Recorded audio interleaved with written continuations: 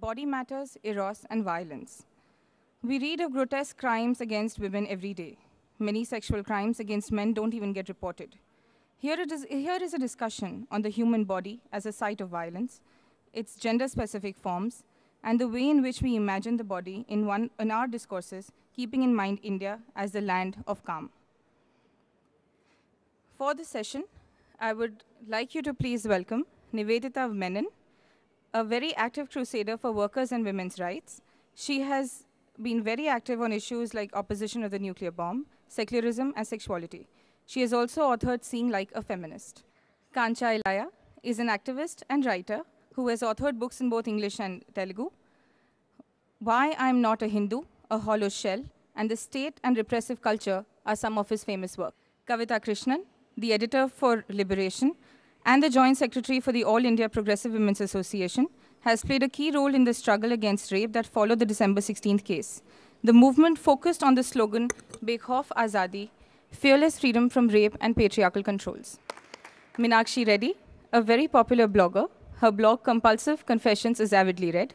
She is the author of 3 books, You Are Here, Cold Feet, and The Life and Times of Leila the Ordinary. She is working on her next already, and she will be the moderator for the panel discussion. And Umang Sabarwal, the lady best known for having organized the Delhi Slut Walk in 2011 as a DU student.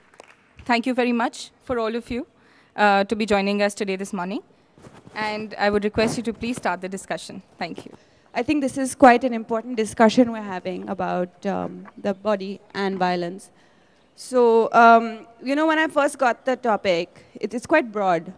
It's like body, eros, violence, and I was thinking about my own body, in fact. It's something that I do on a day-to-day basis as a woman in Delhi. Because you think about so many different things. You think, should I wear this? Do I think about that? And besides the aggression, you also think the various things that come with being a woman, which is, am I fat? Am I thin? How do I feel right now? And it struck me that we actually spend a lot of time thinking about our bodies, even when we're not thinking about our bodies. And on that note, I'm going to kickstart us this morning with quite a broad question.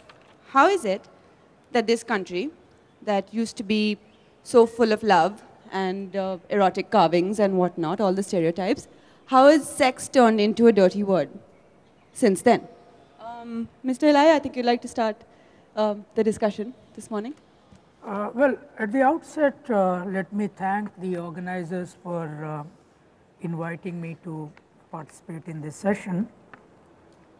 You know, it is not just sex alone or women's body alone that became problematic in this country.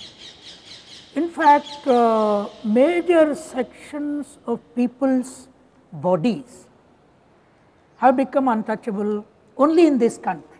It is not in any other country that this could happen. Now, this human body untouchability has a long history in India. One theoretical formulation is that it in a way started with the Dravidian and Aryan conflict with the earliest invasions and so on. But as you go upwards into Indian history, from 6th century onwards, there were serious contentions about looking at human body. The Vedic thought looked at human body, except a small group people's human body being venerable, being sacred, and the rest of the human beings, human bodies were either untouchable or even unseeable. Now, it is in this process that the whole question of women's body should be examined. You know, some time back in the context of Delhi rape and also the debate, I wrote an article in Asian Age Chronicle called The Roots of Rape in India. If you look at the roots of rape in India, they go to the Vedic text, you have the divine figures who attacked women, raped women, at the same time treated them as untouchable. Now, to me, a Dalit becoming untouchable for historical periods, and then the Sudras becoming untouchable in certain modes of life, and women becoming untouchable in certain times, in certain spaces, in certain this thing. All this has a relationship to the Hindu spiritual thought constructing production as untouchable. There is one proverb which I used in many of my writings called, it's a very popular proverb in Telugu. In Telugu it is said that Burda lenide buvaledu, that is, there is no food without mud. Nobody can produce food unless there is mud at the roots of the food production. Now, if there is a spiritual realm that treats mud as untouchable, naturally food should become untouchable. Now, if women's body becomes untouchable through menstruational period, even during delivery, then the childbirth, the child itself should become untouchable. But the way the philosophical structures that the Hindu mythology and even philosophical domains up to Radha Krishnan and so on treated the whole system was that yes, certain people are physically untouchable, they should be untouchable. Yes, certain people are mentally untouchable, they should be untouchable. For example, the Sudras were never supposed to come into higher education. But if you look at the West, it is the artisan communities which really transform the world, even in education. I'm going to stop you there and move. Yeah, I just make we'll come one back point to that eventually. Yeah, the last point is that, so today also, even after 63 years of Indian democratic practice, human untouchability, mental untouchability, and intellectual untouchability, and the kind of rape, murder, violence that takes place around these forms of untouchabilities is very, very strong, and the literary movement has to really look at this seriously. Okay. All right. Umang, I want to toss it to you. I know you organize slut work. Can you tell us a bit about why you think sex has become such a dirty word now? Okay.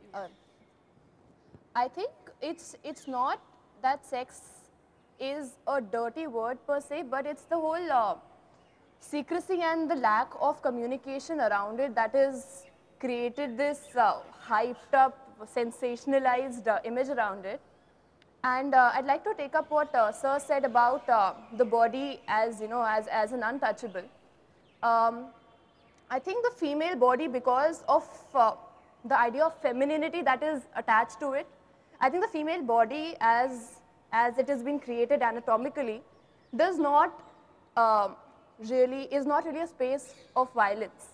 It is the femininity that is attached to the female body that makes it a space for violence. And I experienced this a while ago when I was traveling in a shared auto. So 3 people get to sit at the back and 1 person sits with the driver in the front. And so there's 4 women in the auto. And okay, no, so there were 3 people at the back and the 4th one comes in and it's a woman. So she wants to sit at the back. And so I said, okay, yeah, I can go sit in the front. And just as I moved next to the driver, I realized that if I sit next to him, his elbows will probably touch my breast when he's driving. And I realized in that way, my body is untouchable. You know, even if it is accidental and even if it is non-violent, I cannot allow that touch. So, yeah, I think there's an environment of violence all around us, and by imposing this whole honor and shame concept to our bodies become almost, it's almost a constant violation of our bodies. Like you said that, I think the way I have to dress, I think that I have to be fair, I think I have to be thin. So in that sense, by dividing the bodies into male, not male and female, but masculine and feminine, there's constant violence happening on the body. That's No, I was actually going to really quite naturally pick up from where Kancha Ilaiah left off, because I came across the description recently of an 18th century, late 18th century tantric painting, a painting in the tantric tradition, where Chandi, the goddess, is naked. She has cut her own head with a pair of scissors which she holds aloft. She holds the head aloft, and blood gushes from her neck into the mouths of two other naked devis, and all three are standing on a copulating male-female couple. So this is an 18th century tantric painting. And for a long time now, I have been thinking of, and there is some scholarship around this, but not enough, but I have been thinking of the ways in which the dark female power, the various ways in which dark goddesses, dark pre-Aryan gods and goddesses, the ways in which they were worshipped, these gods and goddesses who were from the mountains, who were from the seas, who represented elemental earth. After the coming of Vedic Hinduism, the ways in which these gods and goddesses were incorporated into the Aryan pantheon in a very domesticated way. So this Chandi with her blood gushing from her neck, or Kali with her tongue out in bloodlust, a black goddess, a goddess who represents the creative fusion of death, of Eros, of death. She's been domesticated into Mrs. Banerjee in Durga, who comes home in Durga Puja in Bengal, who comes home every year to meet her parents. What is this kind of bourgeoification? What is this domestication of this fierce female power? Even the very story of the way of Kali's bloodlust, the tongue hanging out. I think those of you who are Bengali will know that the story in Bengal as to why her tongue hangs out is that, so there is this whole post-Vedic story about her killing of Mahishasur. So there's a whole kind of way in which these gods and goddesses become the children and the wives of Shiva, Vishnu, and so on. You have Ganesh becomes the son, Subramanyam becomes the son, Parvati is the wife. And in this whole context, the whole point is that apparently she was rampaging around in bloodlust after having killed Mahishasur, and the gods asked Shiva to stop it, and Shiva threw himself at her feet, and her foot touched her husband. So the good Bengali woman said, "Ish, this is what has happened to the mother goddess," right? And in fact, Chandralekha, the dancer, the legendary dancer, has actually written about this, that they're not even really mother goddesses. They are, she says, by what right do you call? She wrote one article, she performed through her work, of course, but she wrote one article in the Economic Times where she said, by what right do you call these fierce female powers mothers? Why do you make them into these nurturing? It's not all about nurturing and loving motherhood. It's about a fierceness and a blackness which has been incorporated into caste Hindu society, which has been incorporated in a subordinate fashion into caste Hindu society. The worship of menstrual blood preceded the caste system. Once caste system establishes untouchability, menstruation also becomes something untouchable. And the processes of worship of the goddess become bourgeoified, become civilized, become quote unquote civilized through a combination of colonial Victorian morality and these kinds of upper caste Hindu modernizing discourses. So I just want to conclude with this lovely story about Chandralekha, which I have actually written about in my book, where I was not present, but I heard about this, that she was at an event in New York where she was being interviewed, and at the end of the interview, the American interviewer apparently said to her, Chandralekha, you have lived such an amazing life as a dancer, but you never married, you never had children, any regrets? So she apparently stood up and she said, and she performed this Bharatanatyam act, you know, of outlining the breasts. And she said, She said, my dear, in India we worship the goddess as Apita Kuchambal, she whose breasts have never suckled.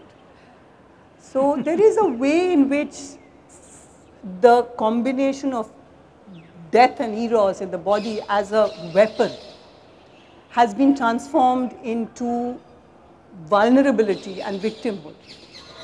And the Manipur mothers who marched militantly to Kangla fort to say Indian army rape us, when they marched naked to that fort to shame the Indian state and to shame every single one of us, they were actually trying to reclaim this Eros Thanatos conjunction in the body. And I think we need to do something at an everyday level to reclaim that. We'll get to that. But, Kavita, would you like to interject?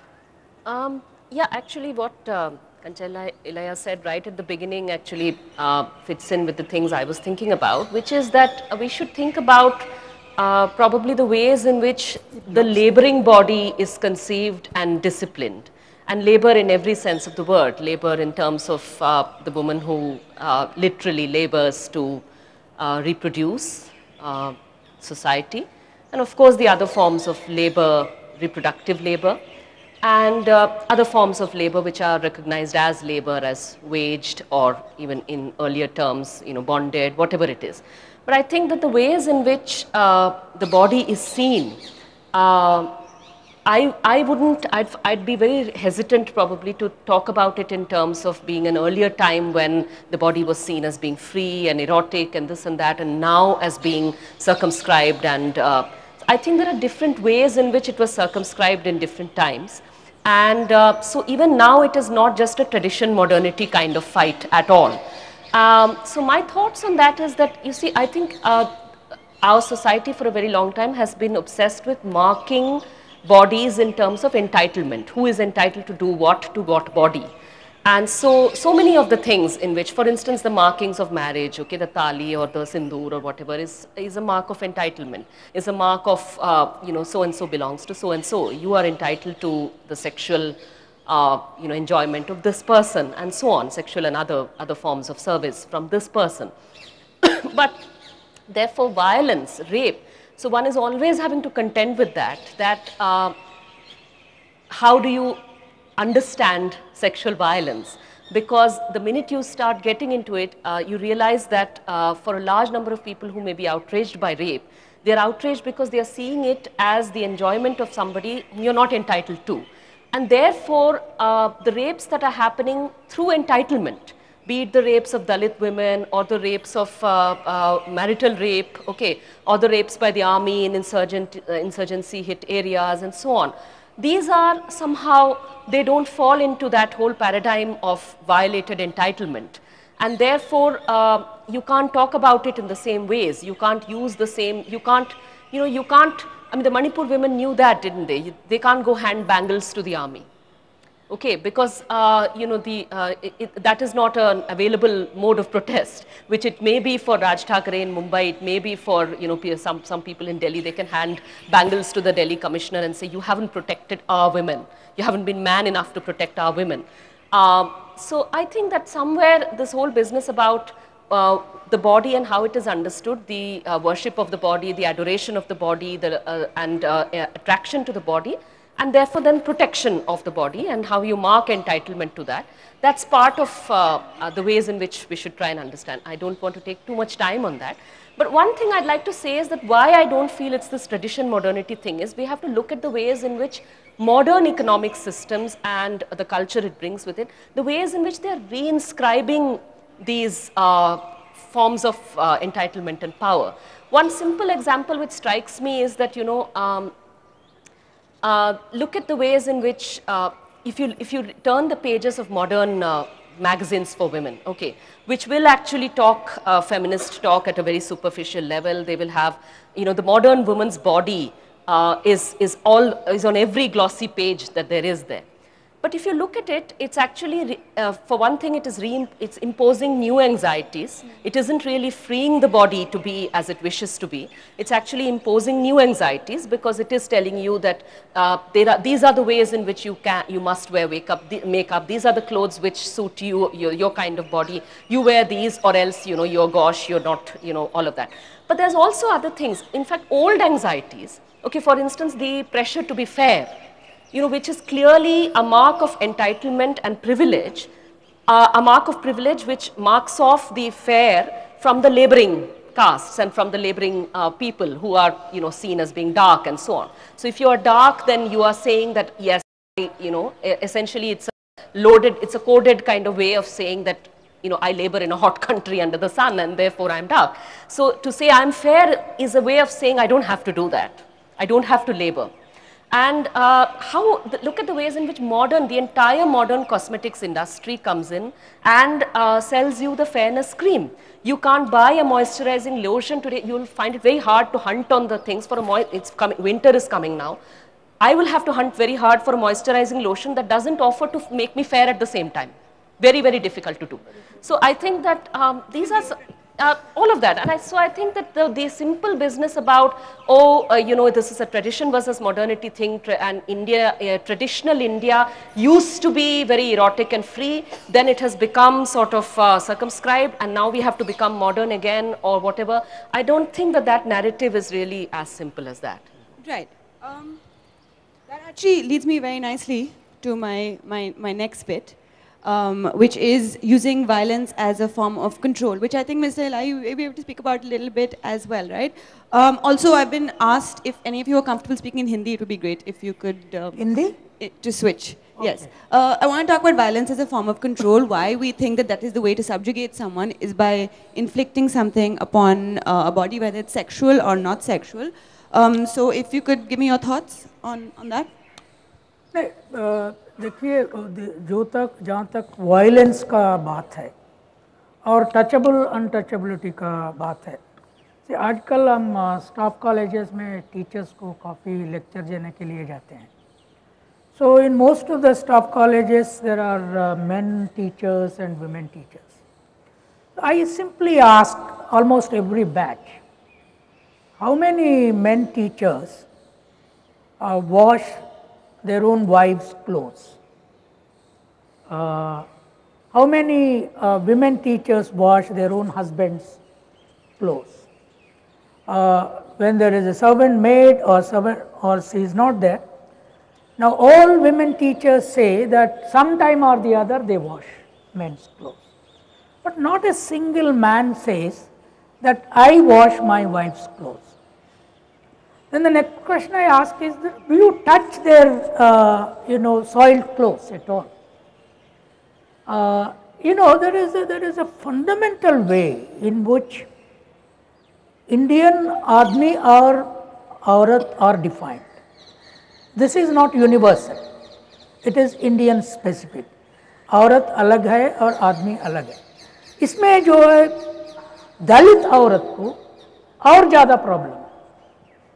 जो दलित औरत है उसका sex touchable है, उसका sex जो है God को touchable है, आदमी को टचेबल है, रेपेबल भी है. I mean it is enjoyable. But उसके बाद जो उसका बॉडी टेम्पल को अनटचेबल होता, उसका सोल अनटचेबल होता, उसका इमेजिनेशन भी अनटचेबल होता. माय सोशल साइंटिस्ट हूँ, Sati Meenakshi, we all teach political science. But I wrote a novel called Untouchable God. In this country, even a God image which thinks about human equality is untouchable. This happened to the image of local gods and goddesses which believed in equality. And later on to the image of Jesus, later on to the image of Muhammad. The notion of untouchability has been extended to that. So उसीलिए जो एक story आप ले लीजिए, जब गणपति पूजा के वक्त काफ़ी घरों में भी ये स्टोरी बोला जाता है। सो कैसा गणपति ने पैदा हुआ? सो पार्वती स्नान करते रहते और Shiva wanted to enter into the bathroom. Now why he wanted to enter into bathroom, we don't ask. And since there were no modern bathrooms in those days, she kept her son as a watch. And Shiva enters that. This is an official story every priest tells on Ganpati festival day. Enter the bathroom by killing the kid. Now there is violence here. And he enters, Parvati protests and asks, how did you come? वो बच्चा को क्या हुआ? वो बच्चा guard कर रहे थे. He says, वो उसको मार दिया. She says, how could you kill? He was our son. So father को son मालूम नहीं है, उसको मार दिया. Then after protest, he kills another elephant, and that head is put on the body of the child. Now two murders in this process. एक बच्चा का अपना सन का मर्डर हो गया और एलिफेंट का मर्डर हो गया, नया एक पैदा हुआ. Now all this is legitimized through independence movement. You know, the Indian independence movement thorough way of Brahmanization of violence and human untouchability was so deep that it requires only a Dalit woman to be to understand the whole, ramifications of this, which neither the whole of literature captures, nor the freedom struggle history captures, nor our own. So violence कितना है? When see the kind of violence on rape, Hyderabad में परसों में एक rape हुआ. But my feeling is I am not hopeless about it. Number of Dalit women used to be raped every day and killed. There was no news, no story. Now there are news media and the cameras and so on. Some stories are coming out, and the fight also becoming conscious. I mean, young people with the middle class are embourgeoisified. I'm happy in one sense about that. But the question we need to ask is, why India as a nation, even after this kind of democratic process, is thoroughly brutally violent in relation to the productive human body, the laboring human body, and the procreative woman's body. It is sanctified, it is spiritually allowed. I think, the whole kind of protest against this very notion of menstrual untouchability, childbirth untouchability, and there are villages even in Andhra Pradesh that women has to stay outside the village and deliver there. So nobody touches her till she delivers in 21 days. So this kind of brutality is in practice. I think we need to go on debunking this, deconstructing this, reworking on human relations based on, again, what I call a Dalitized process of equality in human life and spiritual life and political life and social life. Right. Would anyone like to interject? Yeah, मैं actually आपके सवाल पे आने से पहले मैं कविता से थोड़ा संवाद में रहना चाहूँगी, क्योंकि मुझे लगा कि शायद कविता का इशारा मेरे तरफ था जब उन्होंने कहा कि हम दोस्त हैं, हम कॉमरेड हैं और हमारे बीच विवाद चलता रहता है. लेकिन मुझे लग रहा है कि इस बात पे कोई विवाद नहीं है. मैं सिर्फ इस बात की सफाई देना चाह रही थी कि मैं कतई ये नहीं कह रही थी कि हमारे प्राचीन परंपरा में स्त्रियों की उस तरह का आपसे था ही नहीं. ठीक है, नहीं फिर भी मैं नहीं, अगर वो बात है तो सही, तो मैं मान जाऊंगी. मैं सिर्फ ये कहना चाहती हूँ कि मेरा कहना ये था मेरे पहले वक्तव्य में कि हमारी परंपराएं हैं, एक परंपरा नहीं है. जितना हिंदुत्ववाद ये हमें सिखाने की कोशिश करे कि एक हिंदू परंपरा है, हमारी परंपराएं हैं. और हमारे वैदिक धर्म के आने से पहले की परंपराएं, मेरा कहने का मतलब था कि ये एक तरह से जातिवाद जिस तरह वैदिक धर्म ने स्थापित किया, उस जातिवाद के आने से पहले एक काली सभ्यता का जो राज था, मैं उसकी ओर इशारा कर रही थी. हिंसा का जहाँ तक सवाल है, मैं दो बातें कहना चाहूँगी। एक कि हिंसा का घटना ज़रूरी नहीं है एक समाज को काबू में रखने के लिए। हिंसा का भय काफ़ी है एकदम। तो हम हर औरत का बलात्कार होना ज़रूरी नहीं है कि हर औरत 6 बजे शाम तक घर पहुंच जाए। ये डर काफ़ी है कि आपका घर, हालांकि ज़्यादातर बलात्कार जाने पहचाने मर्द द्वारा होते हैं। हमारे फैमिली, इसके स्टेटिस्टिक्स काफ़ी हैं। हमारे फैमिली का कोई मेंबर जो अनजान, मतलब कोई बिल्कुल अनजान से बलात्कार के फिगर्स बहुत कम हैं। फिर भी 6 बजे घर पहुंचने का जो हम करते हैं, हम जिस तरह अपने शरीर को ढकना सीखते हैं, ये सब एक रेप आइडियोलॉजी के चलते हमें हिंसा का डर मात्र काफ़ी है। हमें अपने बर्ताव को संभालने के लिए, अपने बर्ताव पर काबू रखने के लिए हिंसा का डर मात्र काफ़ी है। तो हर औरत का बलात्कार होना ज़रूरी नहीं है। समाज को काफ़ी हर दलित पर हिंसा करना ज़रूरी नहीं है। और दलित मर्द और औरतों पे तरह तरह के हिंसा होते हैं, और मर्द के शरीर पे जो हिंसा होती है उसके पे बात होती ही नहीं है, क्योंकि अगर मर्द के साथ बलात्कार हुआ है उस पर एक दुगुना शर्म बीतता है। एक तो उसका बलात्कार होना, दूसरा उसके शरीर को एक तरह उसका स्त्रीकरण हुआ है। जिस मर्द का बलात्कार दूसरे मर्द से होता है, वो बदन, वो शरीर स्त्री जैसे स्त्रीनुमा बन जाती है, इसीलिए वो शेम जो है वो दुगुना है। तो एक ये कि हिंसा का डर काफ़ी है।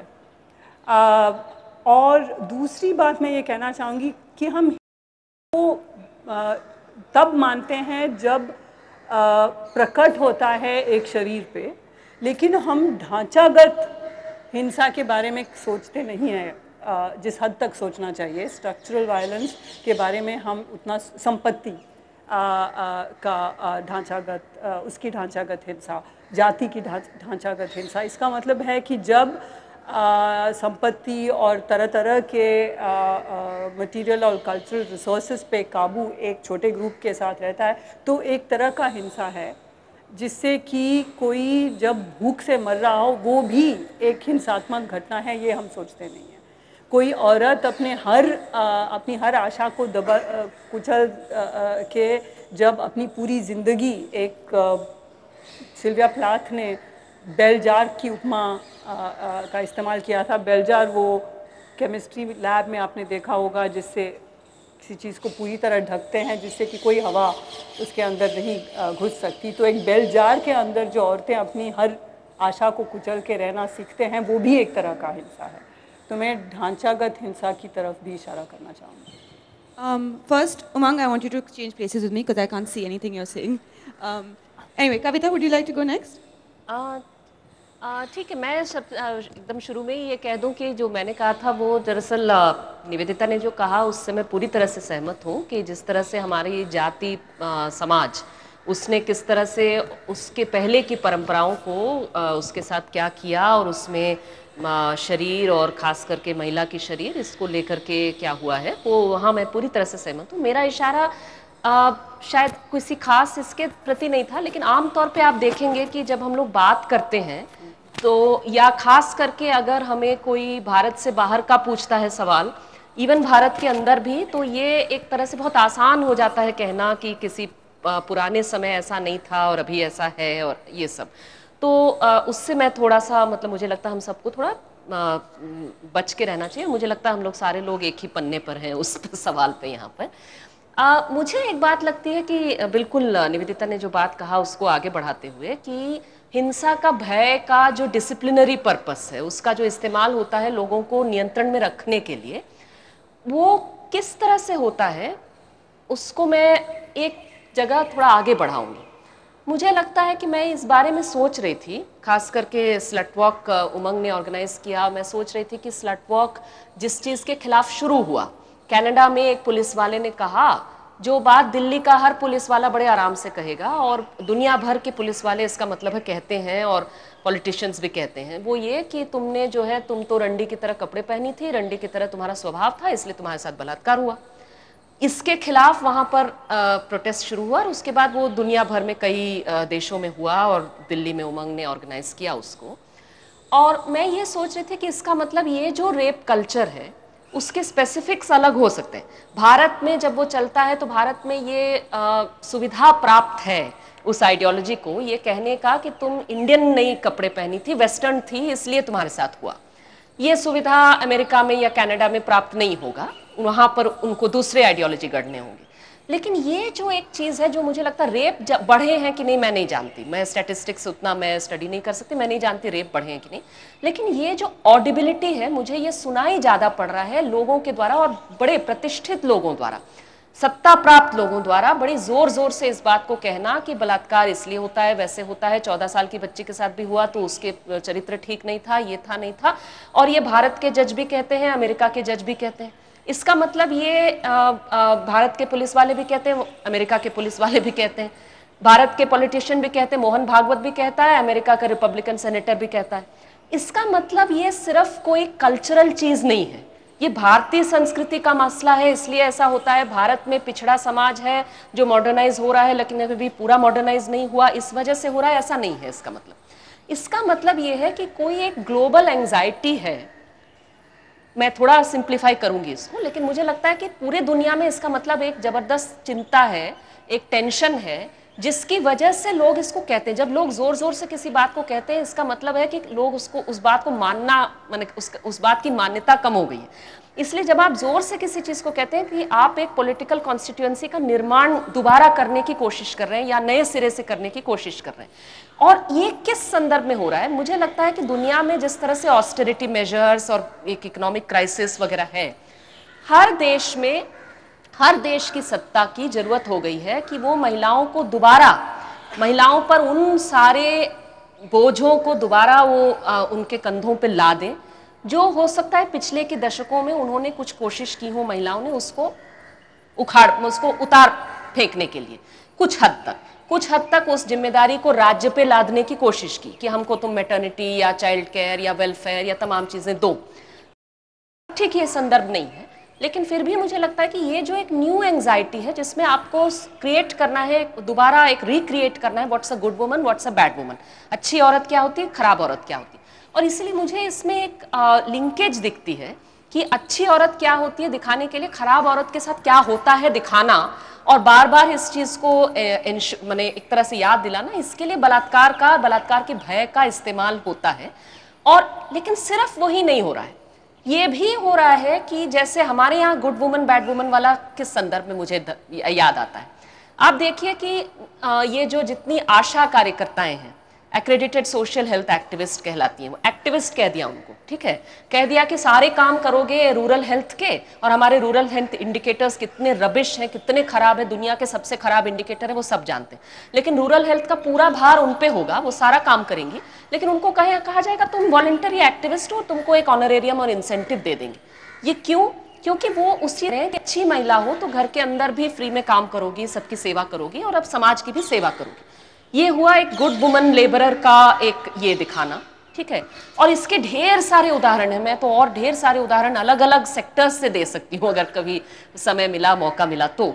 लेकिन ये भी हो रहा है, और दूसरी तरफ ये भी होता है कि जैसे वेलफेयर जिनको देना है, जैसे अभी मैं हाल में अमेरिका और इंग्लैंड गई थी, वहाँ ये बात मुझे उदाहरण दे रहे थे लोग कि जिनको वेलफेयर दी जा रही है अभी ये ऑस्टेरिटी मेजर्स के दौर में, उनको याद दिला के दिया जा रहा है कि you are a bad mother, you are a failed mother, तुमको जरूरत पड़ रही है मैटर्निटी चाइल्ड केयर की, इसका मतलब तुम खराब हो, you are a black woman जिसने अपने बच्चे का देखभाल ठीक से नहीं किया, तुम ड्रग लेती हो या दारू पीती हो या क्या क्या करती हो, इसकी वजह से तुमको हमें चाइल्ड केयर देना पड़ रहा है। तो एक तरह का वो एक स्टिग्मेटाइजेशन और कैस्टिगेशन के साथ तुम्हें मिलेगा।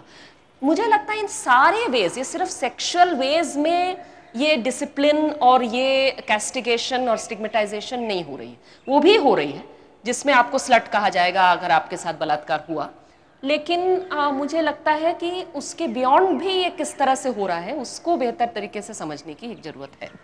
I'm actually thinking of the recent case of that domestic help in Vasant Kund Yes. and how she was, even though she was under economic control, she was still beaten up to show who was boss. Umang, did you want to say something about violence as a method? Yeah, control? actually, I would, taking from the idea of structural violence, I think कि ये जो idea है कि आपकी body constantly vulnerable है, ये सारे sphere से हमारे ऊपर इतना ज़्यादा थोपा गया है कि हमने सोचना बंद कर दिया है.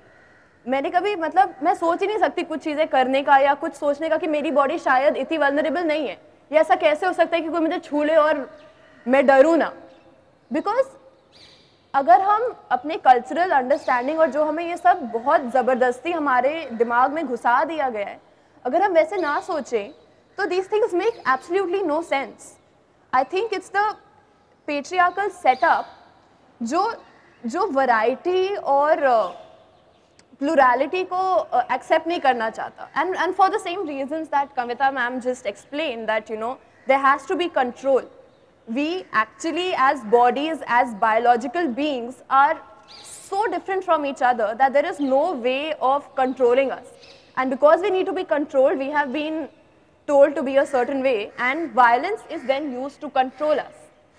So, and I was saying that there is, so many ways in which we have been reinforced this ideology. I'll take a few examples from the films that I've watched as a child. And I watched these films repeatedly. And I don't think if I still learn to question these things. One example is from Hero Number 1. There's this scene when Karishma Kapoor and Govinda have had a fight, and Govinda goes to a bar and he is लड़कियों के साथ 3-4 लड़कियों के साथ हाथ में हाथ डाल के फ्लर्ट कर रहा होता है. तो करिश्मा कपूर उसे मनाने जाती है, वो उसको रफा दफा कर देता है. So Karishma Kapoor then goes and loiters around with some boys. And जिस तरह से वो करती है काफ़ी अब्जर्व था कि वो छोटी सी स्कर्ट पहन के अपना टेबल पे बैठ जाती है उनके साथ और ऐसे हेलो हाय करने लगती है, और कुछ देर बाद वो लड़के उसे छेड़ने लगते हैं और गोविंदा उसे आके बचाता है ढिशुम ढिशुम करके. And Karisma Kapoor's actions there are she is it's not normal. अगर आप किसी को हाय बोलने जाओगे तो आप जाके उनके टेबल पे नहीं बैठ जाओगे. That was not what Govinda was doing, but Karisma Kapoor was doing that. And then, Govinda is angry with her, but he's still such a nice man. He comes and saves her and then walks off again. And now again, Karishma Kapoor in that Hero Number 1 song, she's again become a sexual identity, but now it's in the positive. What she was doing with the gundas was wrong. And again, now she is, dancing and she's moving her butt and she is, touching her entire body. And suddenly it becomes completely acceptable now she's doing it with the right guy. And now that gaze, that action, that sexual action is for the spectator. And since I'm a media student, I've increasingly come to realize, and since from what I've read, कि media में जो भी दिखाया जाता है वो male gaze के लिए है. Female spectatorship hardly exists. चाहे आप किसी लड़की को देखें, जब हमारी जो आप आइटम नंबर देखते हैं करिश्मा कटरीना कैफ वगैरह को, वो मेल गेज के लिए है. और जब आप ऋतिक रोशन और अक्षय कुमार को देखते हैं तो काफ़ी हद तक वो हमारे लिए है, पर काफ़ी हद तक that is what the masculine has to be like. तो वो मर्दों के लिए भी वो है कि मैं ऐसा हूँ. Like also this recent Honey Singh song which has some lyrics which says तुझ जैसी तो पट जाती है फिर दुर्घटना घट जाती है. And Honey Singh is like the star of all this generation who is liking going to clubs and all. I think these songs, and this is a very very hit song.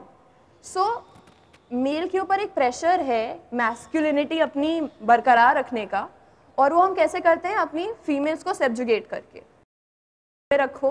ठीक है, उन्हें बताओ कि आपको कैसे बिहेव करना है. पेरेंट या एक हस्बैंड नहीं करता. मैंने नोटिस किया कि हम आपस में दोस्त भी ये एक दूसरे के ऊपर इम्प्लाई करते हैं, औरतें भी एक दूसरे के ऊपर ये इम्पोज करती हैं कि नहीं, I will not go with you if you are wearing that.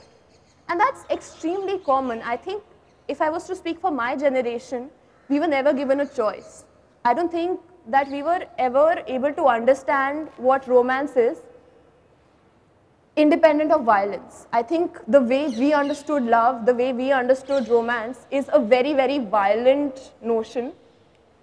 And so much bombardment of this idea that we never learn to question. I think we never even learn to understand violence, structural violence, you know, so to say that, to say कि अगर you know एक औरत काम करती है और पर रोटियां गोल नहीं बना पाती तो वो बुरी औरत है, the bad woman. And it's so internalized that we don't question it, we don't understand it. And that's the saddest thing for my generation. We don't understand violence at all. How am I doing for time? I'm good? Okay. I wanted to actually talk about being, do we owe something to society? Are we meant to be society's gatekeepers, or should society be evolving with us?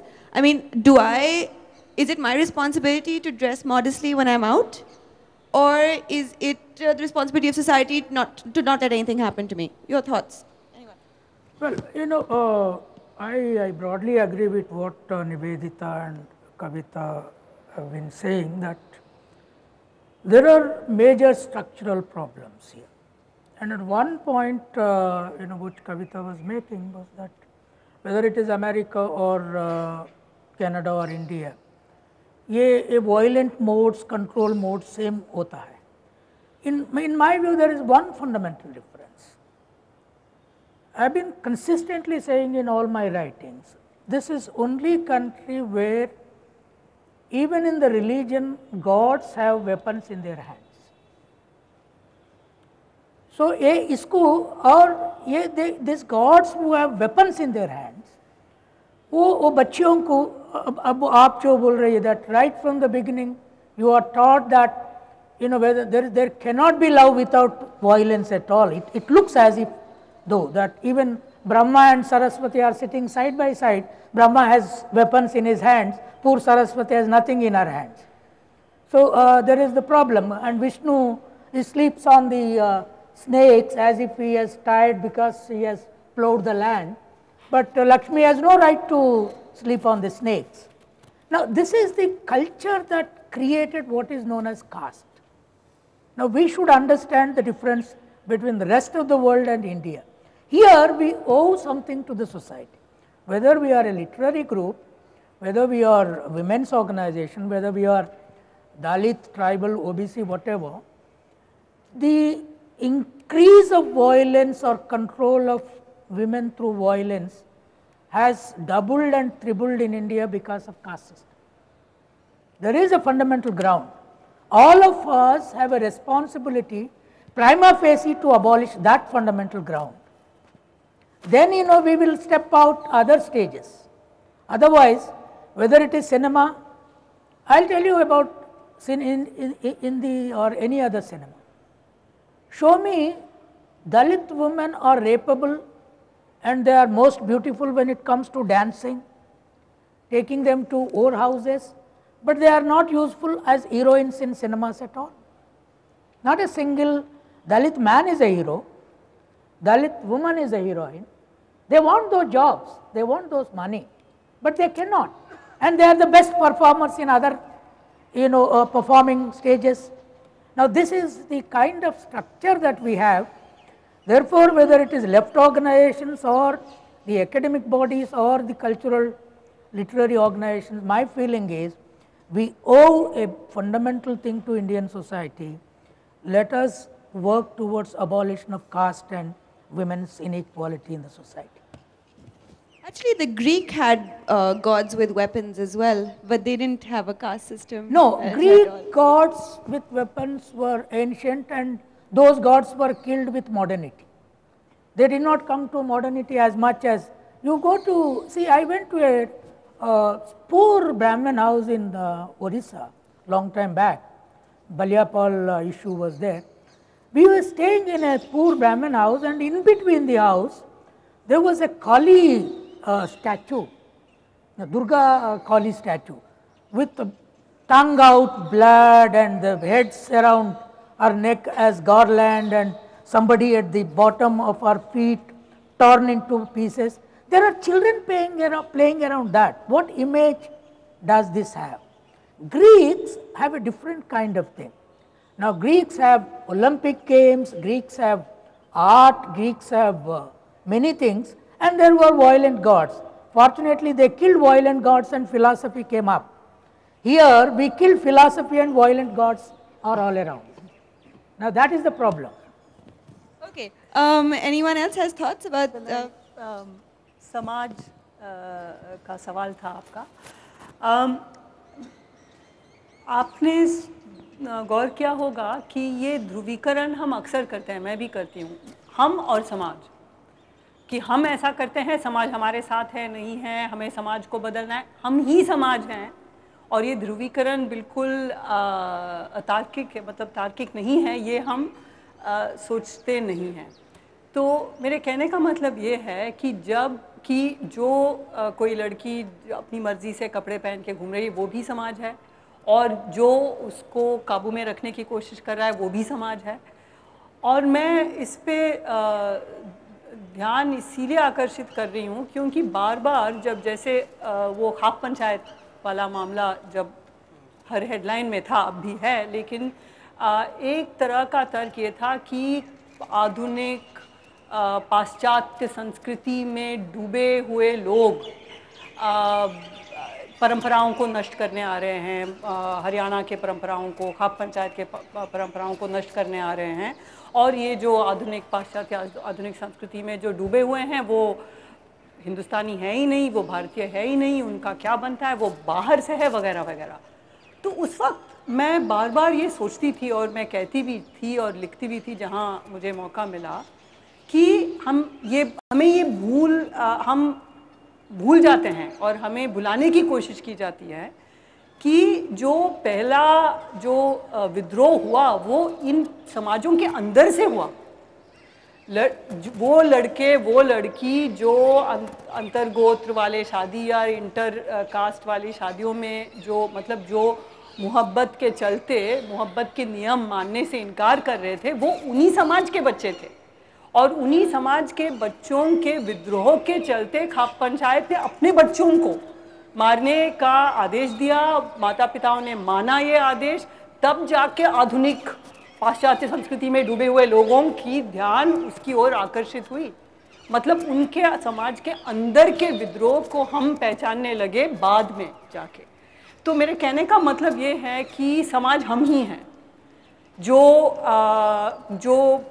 समलैंगिक है वो भी हम समाज है, जो दलित है वो भी, मतलब जो हम समाज में से कोई भी आवाज़ उठती है उसको मान्यता देना ना देना वो हम पे निर्भर है. और ऐसा नहीं है कि समाज से हर आवाज़ जो उठती है वो प्रोग्रेसिव है, बिल्कुल नहीं. वो तो जाहिर है कि समाज को एक तरह संभाल के रखना ही कुछ समाज के पहरेदारों का काम है. लेकिन मैं ये कहूँगी कि हमें भी कहना, हमें समाज शब्द को, समाज कॉन्सेप्ट को वापस लेना है और ये हम और समाज वाला ध्रुवीकरण को हमें नहीं अपनाना है. Take back the society, so to speak. Yeah. I've been told that audience wants to interject at this point. Anyone? Anyone have point? Sorry, who wants to go first? Do we have a mic?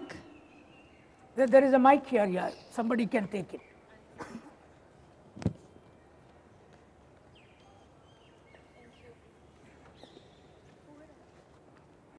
All right, back there, and then you, and then you. Start with somebody here. मैं जानना चाहती थी कि आपको लगता है कि इस सब चीज़ का इससे भी लिंक है जो अब हमारे एनवायरनमेंट में, the way we are treating the environment and stuff, you know, like you say there is this eros of violence and all of that, you've made it sort of broadened it up from just women to caste, and that makes us understand it better. Do you think there's a link with how we're treating the environment, like rivers and especially animal husbandry, the way we're doing about it, because the cow is worshipped and it's a form of life because it gives us milk and all of that? Nothing. Sorry? Like in India, the cow is seen as being sacred. I mean, among Hindus, the cow is being seen as being sacred and things. But, you know, it's also something like it gives us milk. It's a form of life. But because of that, it's treated the way it is because, you know, the way animal husbandry is done today and stuff like that. It's only something I've come across recently, but I've always found that when I'm looking at this whole issue of rape and violence, I find that the more we broaden it up and link it with other forms of violence and how it's becoming acceptable, it helps us understand this. Yeah. Do you think it's any link with environment? Yeah. Yeah. Do anyone want to address that or? Oh no, we can go as we go. Okay, so yes, I do believe, and I would agree with you that there is a and that's what I meant by structural violence, that modern, so-called modern development is an inherently violent project. But just before I go into that, I do want you to reconsider this idea of the cow being worshipped in India, right? So I'm asking you to reconsider this because again, there are traditions and traditions. There are different kinds of traditions. And there has always been a relationship with animals in which animals have been sacrificed. And there, in fact, the whole, there's a very famous Hindi, sort of, it's kind of become a muhavra, in, practically like a muhavra in Hindi, which is Vediki hinsa hinsa na bhavati, which means that there are rules, Vedic rules, by which hinsa is not hinsa. That is, when you sacrifice animals, it is not hinsa. Sacrifice animals to the gods, it is not considered to be hinsa. And we know that in every society, traditional and modern, there are rules for legitimate violence and illegitimate violence. Absolutely no society will say that no violence at all. No society will say that, right? There will be legitimate violence, illegitimate violence. So in that context, I'm glad you've raised the question of the environment because development, which was sort of seen as progress. It was seen as progress. Even today we say developed countries and developing countries, as if we're all developing towards that goal. They've all reached somewhere and we are approaching it. And clearly today, it is very evident that there is a kind of relative autonomy to the environment, and that the environment is not something that you can simply use. And the arrogance of that capitalist development model, which takes environment as merely a resource, which takes human beings as resources. What is it? Natural resources, human resources. What are these? These are all resources towards what? Right? So I think those kinds of questions arise, and which means really that once you rethink unbridled or even bridled, once you rethink capitalist development, then we are really rethinking the very foundation of the economy in very radical ways. And you can actually see that that's not something we have to sit here and say, where every peasant who's protesting the laws of her land to a big dam, Hudam Gulam, women and men, fisher people protesting nuclear energy. People are speaking up. They don't share this idea that capitalist development is the only way to go.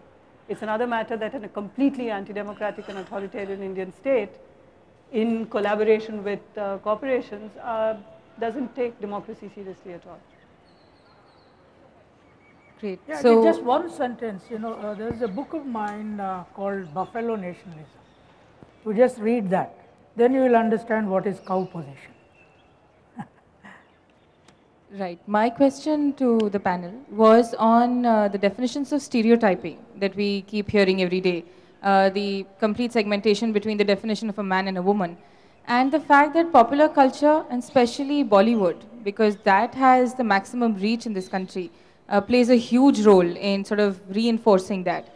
What is it that can be done to change the mindsets of those who create these films? Because every time these films are created, we are told that this is what the audience wants, which is why we create what we do. But there is naturally a difference, there's a change. Not everybody wants that. How can this be changed? How can this point of view be tackled? You know, I'll just respond. Stereotyping is not just there only in cinemas, Bollywood, or even in the universities there is a method of stereotyping. In the cultural domain there is a. So you have historical evolution of what we call culture, and this culture is a combination of oppression, violence and domination.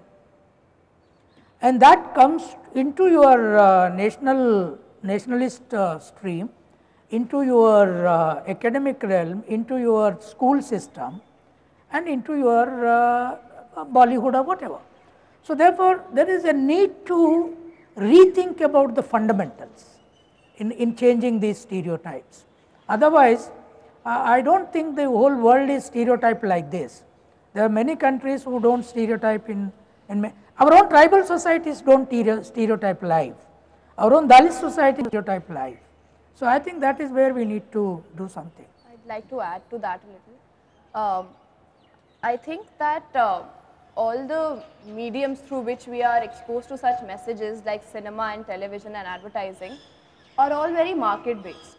So there's no way of really, I'm sure a lot of filmmakers think differently, but they don't make films differently because they want their films to work. I think as a society changes, I think cinema and society sort of have this relationship that they change along with each other. And I do see a slight transformation in our cinema today in a sense that only example I could remember is Shuddh Desi Romance right now. And there's been a couple of films like that where you would say, okay, you know what, the female is not just a subordinate idiot who keeps listening to the man and, you know, keeps running after him and it's changing. And I think if we grow to accept those films more, then more such films will come in. And I think cinema and such media will play a very important role in transforming the idea of the society at large in that sense. Yeah, it keeps coming back. I mean, repeatedly there have been films with very strong female characters.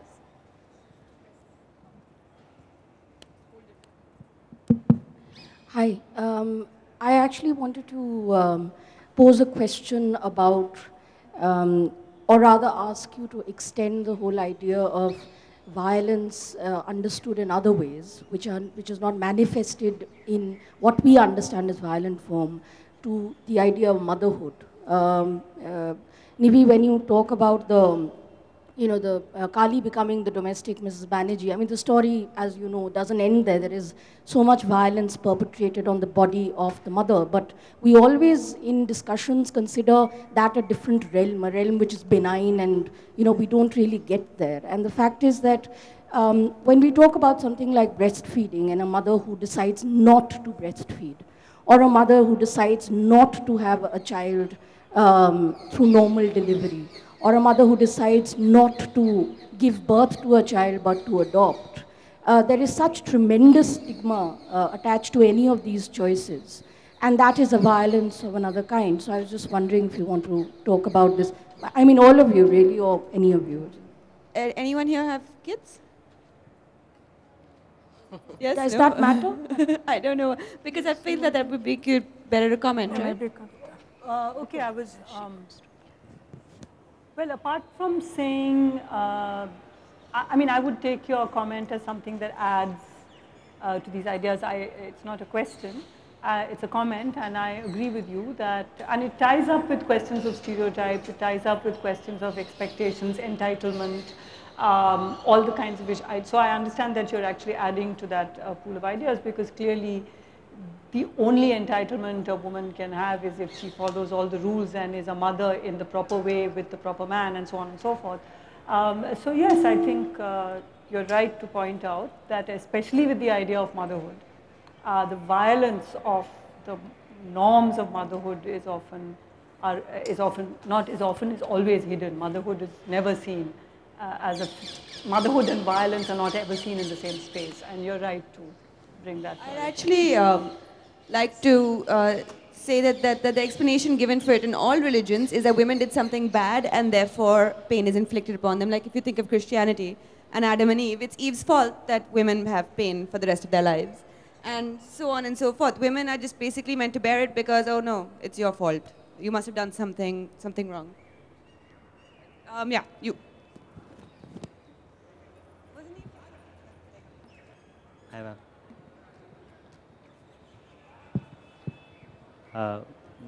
Good afternoon, panelists. I just, being a student who understands feminism to an extent, I personally feel, as I was just reading a book the other day, कि मतलब कोई फ़र्क ही नहीं पड़ता education है कि नहीं है. Education has got, you can say at best, poor correlation कि violence है कि नहीं है. Like, violence तो मतलब अगर आप foreign policy में देखो तो सब कुछ violence ही पढ़े लिखे लोग ही कर रहे हैं.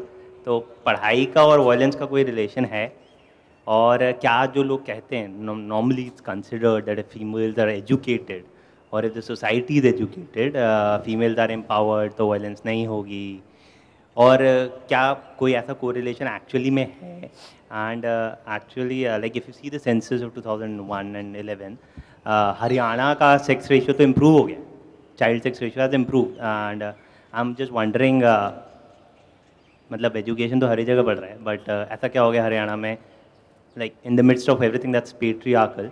आई डोंट नो, मुझे नहीं पता ऐसा क्यों है, but I am just wondering ऐसा क्यों है. And there one thing I was wondering कि like we all understand that there like कि if you see the linkage between prostitution and violence, कि हो सकता है कि मतलब most of the females are और females are forced into prostitution. So can there be prostitution without violence, or what are the interlinkages of prostitution and violence? And third question. That's the fourth. I've counted 3 already. Let's take those two. Just one very important that. Part of the same question. Yeah.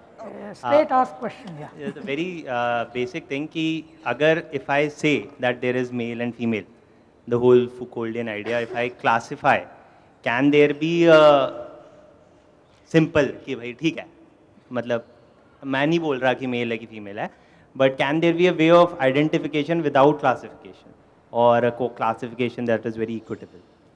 That's definitely a third or a fourth. I'm going to ask you to break it down to the most important question. I've got 4 questions here. If I may act as his secretary, there are 4 questions here. One is on violence and education. One is on Haryana and what has happened in Haryana. And the third is about prostitution and violence.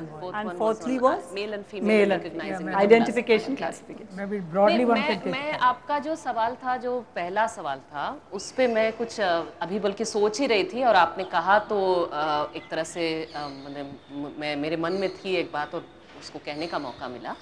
मुझे लगता है कि हम लोग अक्सर जब stereotyping की बात करते हैं या कैसे समझते हैं, आज का पूरा डिस्कशन ही हमने महिला के शरीर के बारे में ज़्यादा सोचा. मुझे लगता है कि पुरुषों के शरीर को भी किस तरह से हम लोग देखते हैं और पुरुष के शरीर का किस तरह से प्रोफाइलिंग किया है. इवन ये जो अभी दिल्ली में भी अभी जो आंदोलन चला रेप के खिलाफ वगैरह, उसमें भी और ऐसे भी उस पर भी कुछ सोचने की ज़रूरत है. बहुत ज़्यादा मनी अर्जेंसी के साथ सोचने की ज़रूरत है, क्योंकि बहुत खतरनाक चीज़ हो रही.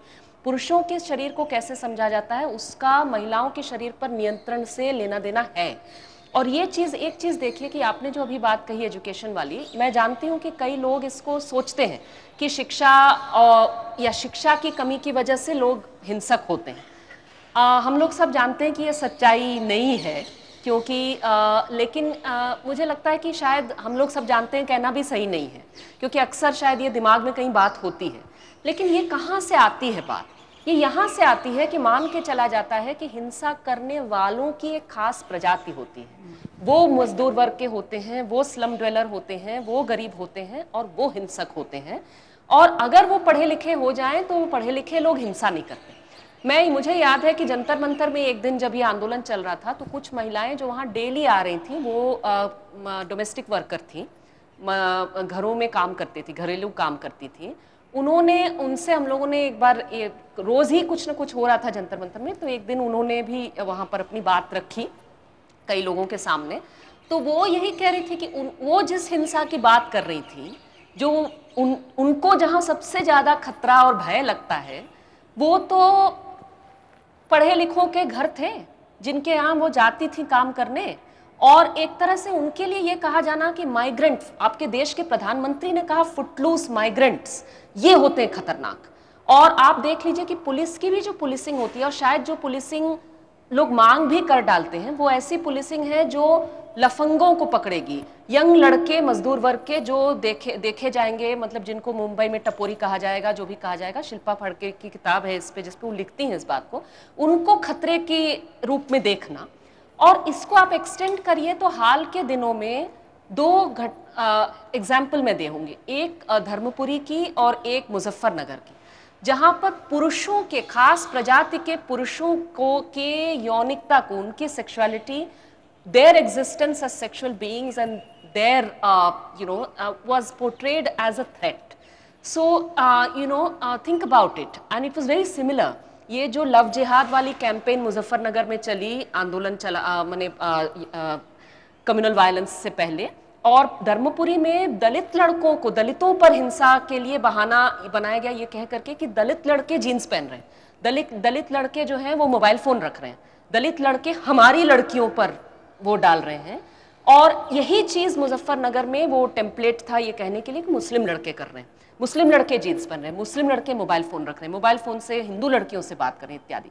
तो ये जो पुरुषों के और खास प्रजाति के, खास ऑप्रेस्ड या मार्जिनलाइज्ड कम्युनिटीज के पुरुषों का एक खास तरीके का एक लस्टफुल एग्रेसर के रूप में चित्रण, ये महिलाओं पर नियंत्रण से एकदम गहरे रूप से जुड़ा हुआ है। और ये कोइंसिडेंस नहीं है कि मुजफ्फरनगर में जो प्लेटफॉर्म था कम्युनल वायलेंस के लिए, ये खाप पंचायत थे जो कि बने प्लेटफॉर्म, और ये लिंक दिखाता है इसको। इस पर बहुत कुछ कहा जा सकता है, मैं और नहीं कहना चाहूँगी, बस मैं इतना सोचूंगी कि हम लोगों के लिए सिर्फ ये कहना काफ़ी नहीं है कि महिलाओं की शरीर की आज़ादी और पुरुष का शरीर खतरे की का सोर्स है, बल्कि एक तरह से पुरुषों में भी माने कैसे ऐसी जगह बनाएं ताकि ये जो माने डेंजर है, this thing has been bothering me a lot ever since Muzaffarnagar and Dharmapuri basically, how do we find a way to talk about sexual violence which does not allow the fear of the man to be hijacked in this way, the fear of the male body to be hijacked in this way and for this politics. Okay, we only have time for one more question. I'm sorry, and she caught my eye before. No, just one sentence. You know, I was a civil rights activist from 80 onwards. The relationship between education and violence is a very subtle thing. Education does not mean structural education, school and so on. In 80s, our whole problem in Andhra Pradesh was investigating lockup deaths and police firings. Today, lockup deaths are not there. Police firings have drastically come down.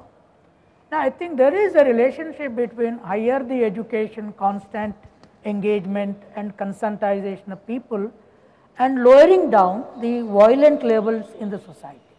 If this hope you don't have, there is no way out. All right, let's try and club in 3 questions together because we got 1, 2, 3. So if all of you could just ask your questions. So Yeah. I was here first. Organizers privilege. Many question. okay, go. जब हिंदी में बात करते हैं शरीर और शारीरिक हिंसा के बारे में तो फंसा हुआ महसूस करते हैं कि या तो शास्त्रों की भाषा बन रही है या गालियों की। आप सब अगर किसी और भाषा से परिचित हैं या बोलते हैं तो आपको लगता है किसी और भाषा में ज़्यादा जगह है इसके ऊपर बात करने की ज़्यादा अच्छे से? So we spoke about religion, we spoke about violence, and we spoke about women. I'll give you the context for my question. There was this campaign on the internet that was doing the rounds and that got a lot of appreciation of women goddesses as domestic violence victims, where you had Saraswati with a black eye and all of that happening. Now, why do we as a culture need to deify the victims? Why was this campaign not made with Shiv actually being the perpetrator, with Shiv being shown as being violent, or Indra being shown as violent? Why was the woman deified? And why does she need to be deified and hence protected? Hi, so we've talked a lot about body as a site for violence, but, and I think we are very comfortable talking about body as a site for violence. My family particularly is very comfortable watching any TV show that is about rape or sexual violence. But why are we still not talking about body as a site for pleasure? Body as a site as something you could enjoy? I personally see depriving young people of sexuality education as a sort of violence. So why are we still not so comfortable talking about body as a source of, as a site for pleasure? Okay, so whoever's responding, just tell me whatever question is. I'll just respond to the first this thing. See, one of the problems of societies which physically construct women and men as, you know, gods and goddesses. There is a physical image.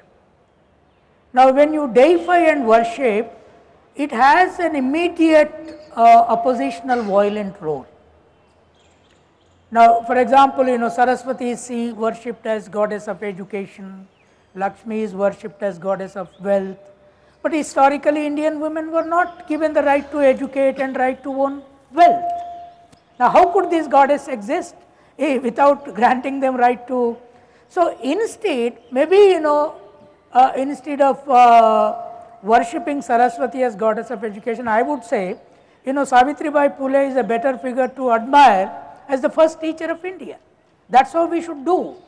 I think we should reconstruct history, whatever could be one's religion, and these violent figures, whether they are divine, whether they are cinema, I think gradually they should go out of the social realm.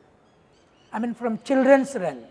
Otherwise, I don't think there is any way that we reduce violence. Each child tries to imitate, and that is where the problem is. We need to go away from this.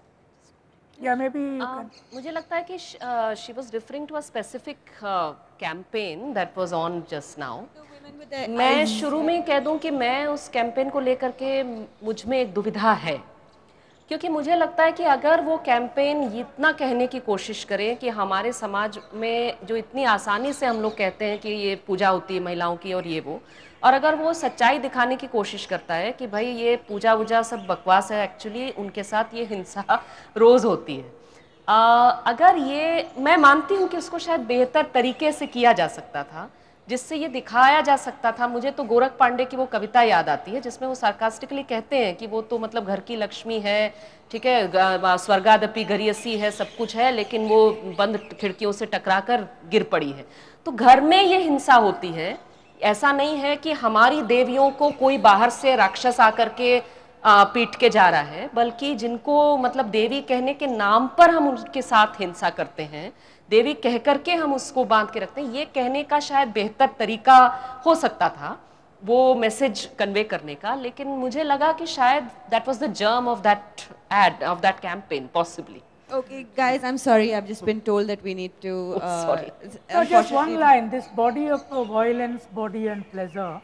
I think human body, whoever is being oppressed also, they don't live body as violence. There is an angle of why do people labor in the nature to produce what we are, in spite of the suffering.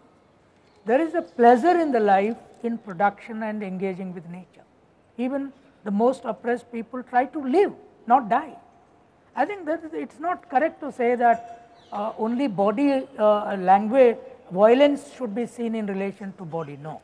Thank you very, very much to each of you for giving us your time.